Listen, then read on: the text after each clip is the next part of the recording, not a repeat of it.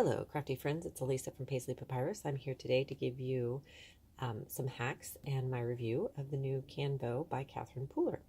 So I think I will start with the hacks so that if you aren't interested in seeing how I set mine up, you can scooch on. So first of all, for those of you who used to be Erin Condren lovers, I wanted to let you know that your Erin Condren covers that you purchased, your custom covers, will actually fit on the Canvo. So it's a little bit janky right down here and at the top. So let me show you. It doesn't quite go all the way. Let's see if I can get my camera to focus. It doesn't go all the way. And then same down here. However, it does fit, and from the back you can see it's a pretty good fit. So if you wanted a little more stability, you could always add your old Erin Condren to it. Second of all, those people who were complaining that it didn't have a pen holder, you have a couple of options. First off, you could grab yourself a binder clip and put it on the edge and close that up. And then you have a pen holder. If you don't want to do that, and perhaps you used to be an Erin Condren lover, maybe you purchased the Erin Condren elastic band that went with it. It fits perfectly, and then you can put your pen in that. If you did not purchase the Erin Condren elastic, maybe you want to go to the store and get yourself a goodie headband. Now, the goodie headband needs to go all the way around through the whole binder, and it still leaves a little extra. So I would get one that has sort of the elastic on the inside. Now, this one also might be stretched out because I have worn it and I have a ridiculously large head, but still, it will potentially work. Or you can even, you know how at least in this one, it has this little area right here, bind it over a little bit, and then put it on. Just an option. And let's see. Oh, and then, of course, if you were an Erin Condren person, you might have some Erin Condrens sitting around. That is, of course, what I had, so I put it on the back. I like this one the best because it's flat. Then they also have some that you can slide on that you can buy at Amazon if you're interested in doing something like that. Let's see. It seems like there was another hack. Oh, one of the other things I wanted to tell you. I am all about using my supplies that I already have instead of always buying new stuff. This is an old Stampin' Up. It was from 2007, but I wanted to let you know that she fits. So in the event that you find this or you find it used somewhere on a wooden block, you can pick that up and know that it will fit in your Canvo. I like this idea because I'm not really keen on redrawing a calendar 12 times throughout the year or more even.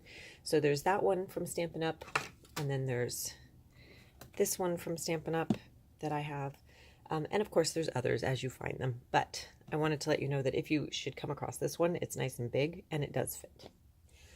Also, you might want to pick up their month stamps, but you can pick up a month stamp from pretty much anybody, so that is a non-issue if you ask me. Let's see here.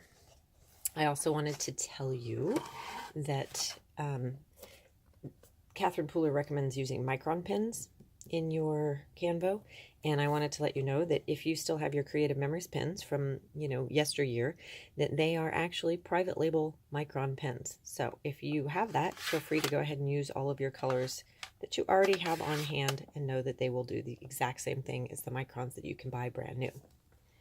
I think that's it for hacks.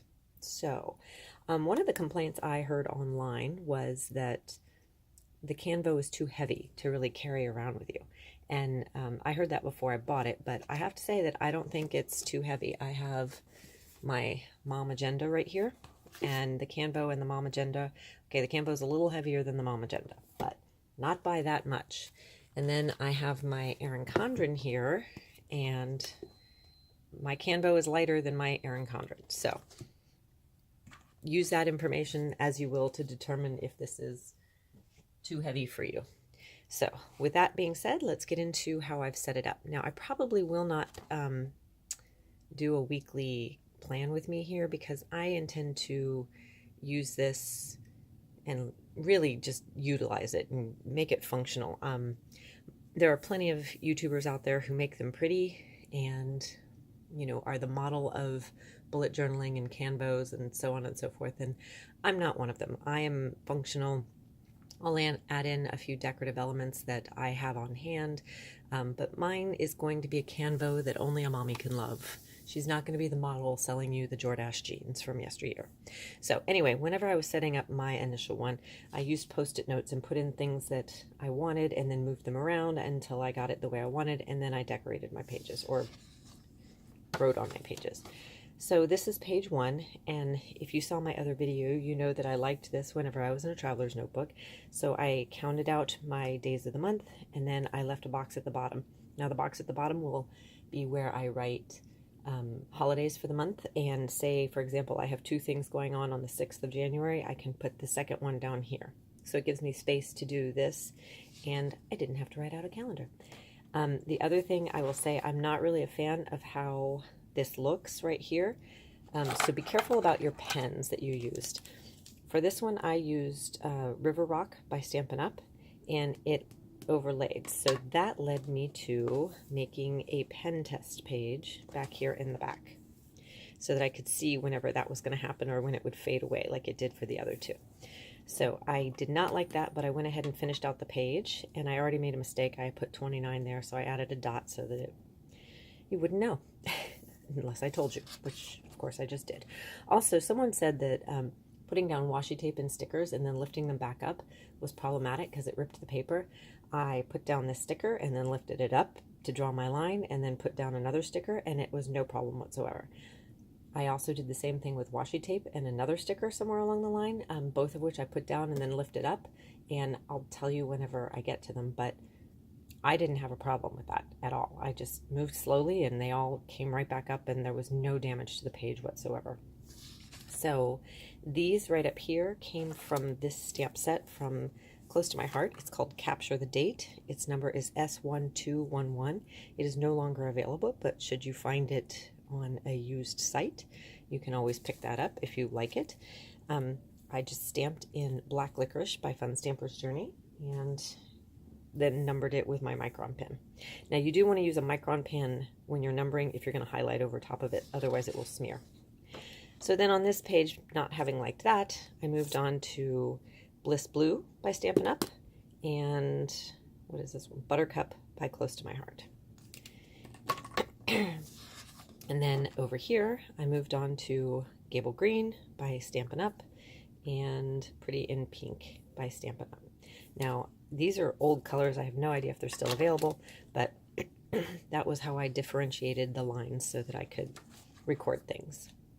And then over here, Buttercup and Garden Gable or whatever it was.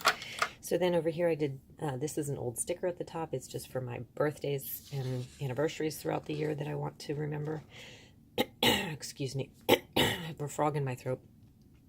This will be my goals page. I didn't fill it out because I'm not quite ready to share that with the world. I happen to find this sticker in my stash, so this will be my wish list. I'm telling you, it's a great way to use up old stuff that you've had on hand. One of the things that I want to do this year is really, oh, what is going on with my camera? So sorry. Okay, maybe I'll hold it up here. Is really purge and organize my house all the way around. So I went through each room, and in my chest of drawers in the master bedroom, I have 6 drawers. Now, reorganizing the whole chest of drawers or just writing reorganized master bedroom was too overwhelming, so I kind of chunked it all up so that I can just check off one box whenever I have 15 minutes at a time or whatever the case may be. And I put this at the front because it's going to be a year-long task. Then this is supposed to be when did I last, but I ran out of room, so it's just when did I. And then I'm going to put things that I need to remember that I only do like once a year or once a quarter that need to be redone, and I need to remember when I did it last. So my last physical was in October. That way I'll know this coming October when to make another appointment. And then I move into my first week. Now I have Monday and Tuesday off. We go back to school Wednesday and Thursday, which, you know, I won't have a lot going on. And then Friday, Saturday, and Sunday, I have more space, and then I have all this room down here to write anything else that needs to be written. So for this page, this sticker's from me and my big ideas, I think. No, the Happy Planner stickers. And then I used the Fun Stampers Journey Calendar Essentials, and I used this stamp set from Close to My Heart. It's called Cheers 2016. It is obviously came out in 2015, but if you want to find it, it's S1511. If you can find it secondhand, it's a good one for goals and things in your album or your Canvo. Then I also have this one that I intend to use. I used this for the New Year's Eve stamp, and then I haven't used it yet, but I intend to use Daily Goals from Fun Stampers Journey in here as well. So let me set that aside. One of the other things that I did is I decided to do my index at the back. So I will index it here and then move forward, because I really probably won't refer to the index that often that I really want to be flipping by it constantly.